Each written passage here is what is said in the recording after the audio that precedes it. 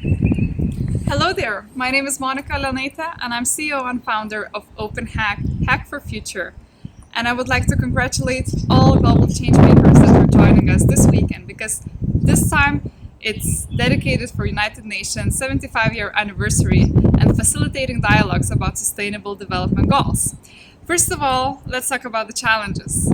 So the challenges that we prepared for you throughout the weekend will involve empowering female entrepreneurs in agricultural sector, combating climate change by using education, and finding new ways to travel. Now, when it comes to awards, we have three categories. First of all, the Global Changemaker Award. Secondly, the Best Tech Solution. And third, the Best Pitch. And before we start, I would also like to mention that we have a selection of crash courses that involve blockchain, artificial intelligence, API allocation services, and more. So make sure you keep yourself updated what's happening and see you on the Discord channel after this opening ceremony is done.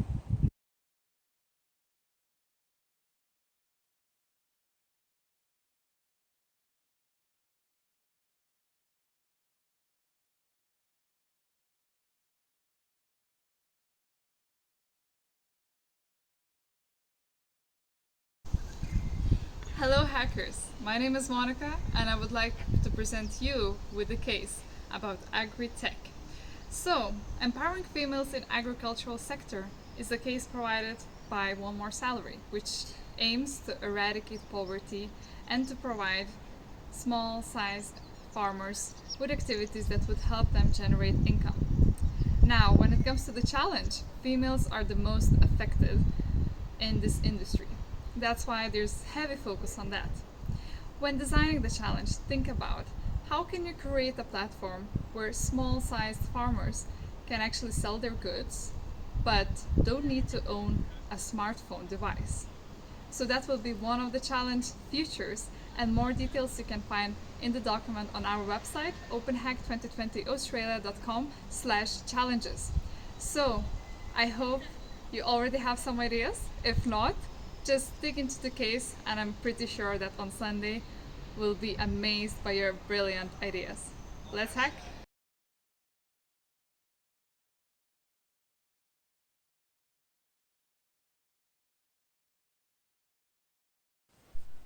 Hello everybody, my name is Monika and I would like to present you with our challenge B, which is combating climate change. For this challenge we have selected two sub-challenges, so you can choose one of those or you can do both of those. And in particular I would like to thank Alicia, who is a community collective impact assistant from Building Bridges Initiative based in US. And the following challenges are designed in two parts. So the first part sounds like this. The challenge is about designing distribution with sustainable food systems. And when it comes to background, agriculture is a leading cause of climate change.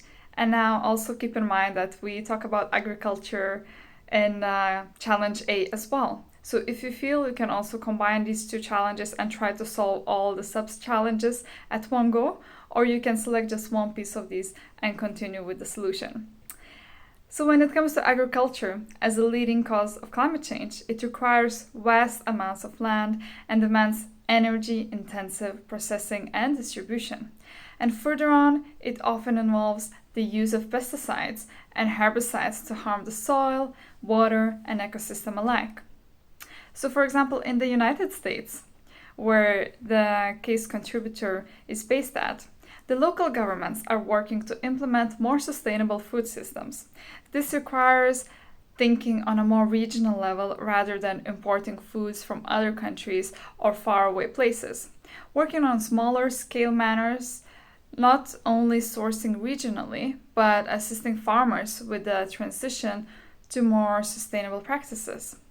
Two of the most challenging aspects of growing sustainable regional food systems are, first, convincing grocery stores to purchase more products from smaller local farms, especially considering that individual small farms can't meet the bulk and pricing akin to industrial farms. And second, the majority of farmers in the United States are in their 50s and have limited broadband access. And as a result, working with farmers to integrate sustainable technologies or new processes is difficult. And this trend can be seen worldwide. So it's not only for US, but that's a trend that can be recognized in different parts of the world. So how can local governments assist farmers in not only adapting new technology or techniques, but also meet the demand of large grocery stores?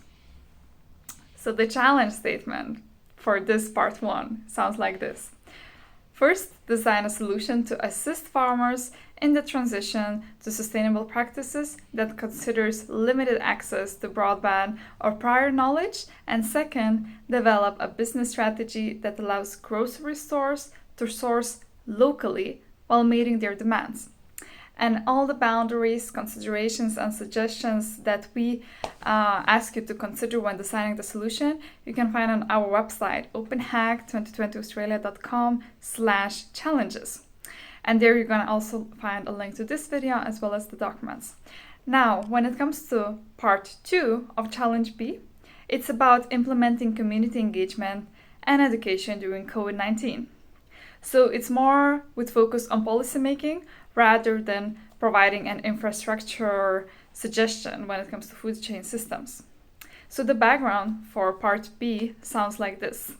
A local government has passed a resolution to reach 2 major goals. First of all, citywide carbon neutrality by 2030, and second, the equitable distribution of benefits and burdens. In short, the resolution aims to marry sustainability and equity in the same breath. So, this is a case scenario, and imagine that your local nonprofit is tasked with community engagement surrounding the development of this resolution's policies. This includes informing the population about the initiative and asking for feedback to inform policymaking with special consideration to gather a representative sample of the population. For example, ensuring equity. And now when it comes to these harsh times that is known by year 2020, COVID-19 has sustained your organization's engagement's capacity. And that means that in-person meetings are not possible, and many of the marginalized groups have limited access to the internet. Further, surveys tend to be expensive and have poor response rates and writes, now your city is experiencing a budget cut. However, the city also set aside some money for you to use over the next year. So the challenge here is to propose a strategy to the city that will accomplish your organization's original task. Now, all these details, including boundaries, considerations, and suggestions, you can find on our website, openhack2020australia.com/challenges. And I wish you good luck. Looking forward to see the brilliant solutions. And if you have any questions about anything in this case, feel free to reach out to Alicia, myself, or anybody in the organizing team or mentors to help you out with designing the solution. So let's hack.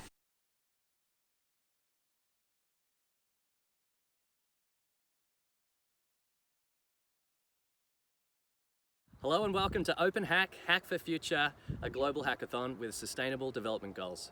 My name is Max Burns, owner of Journey Walks, history, crime and culture tours based in Sydney.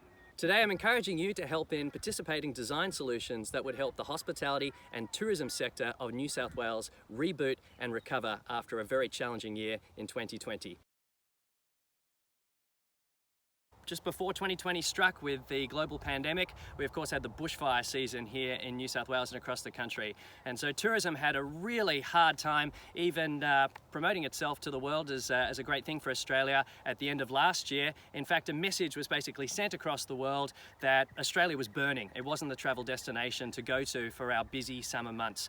And after a crushing season over the summer, then of course by March, travel came to a virtual standstill with flights and borders being closed closed, immediate mandatory quarantine taking place for incoming visitors, restrictions on travel across the world, and of course a lot of tour businesses just unable to even run because they didn't fit into the travel restrictions that the government was implementing. So this has been a long hiatus for any small business or large business in the tourism sector. That might be accommodation, it might be transport, it might be tours and activities. It's a very diverse sector, of course, but it is a very important economic and cultural sector for the state government and for Australia in general. Tourism is a massive export for us, and it really provides a brand and an image of Australia which says to the world, you know, we are a beautiful country and we want you to come and experience it. We want you to travel around, we want you to stay with us, we want you to see the best of Australia, and all that's fantastic if you can actually get into the country or across state borders. I mean, if you can't, then things are very, very challenging indeed. So on behalf of Journey Walks, my business, which is a small tours business in Sydney, I am really encouraging people to think about digital strategies that might be able to help me reach an audience that don't necessarily look for tours because perhaps they're not looking to go on a tour in their own state or in their own city. My business used to deal with at least 50 to 60% international bookings, and the other people coming on our tours would be interstate. So perhaps only 10 to 15% of people that have ever gone on the history walking tours that I run are actually from Sydney or New South Wales. Now, if they're the only people who can participate in my tours during this difficult time, I really need to encourage those types of bookings. They need to find me, they need to be able to think about tourism in a different way, something that they don't leave the country to experience, but actually an introspection to go inside their own state and discover their own city. How do I get the word out there to them? How do I join forces with accommodation, other tour providers, transport? How do I localize tourism to make sure that it's not being controlled by massive corporate entities such as TripAdvisor or Airbnb or these big global businesses that aren't really run in Australia and certainly don't connect the dots between local tour operators such as myself here on the ground. So I'm wishing you guys the very best to think about different global strategies and local strategies that can reshape and reboot and help recover small businesses and large businesses across tourism, particularly in New South Wales, and the kind of sustainable design goals that we're really looking for are going to help inclusivity and just making sure that our business is set up for the future. Good luck. Thank you very much. Cheers.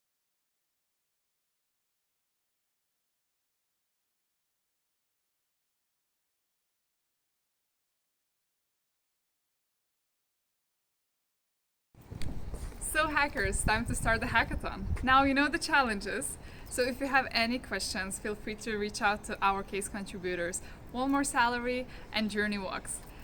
The other thing I would like to mention is that the program is all on our website, so check Openhack2020australia.com. The next thing to mention is the crash courses. For this hackathon, we prepared an explicit series of crash courses within artificial intelligence made by professor from Australia National University, blockchain crash courses from our tech partner Waves, API and location services crash course from our partner Here Technologies. And we have more on the agenda, so make sure to check out the program. Now, when it comes to mentors will be available on a Saturday. So throughout the Saturday, if you have any questions and you need any type of mentorship, check on our website the mentor list and reach out to the mentor that you think can help you out with your questions. And I would like to give a round of applause to the team, Openhack team, that made this hackathon possible. And of course, a big thank you to our partners that are joining us and empowering the whole Openhack global community and our global change makers like you to solve these challenges for sustainable development goals. So let's hack. See you on Discord.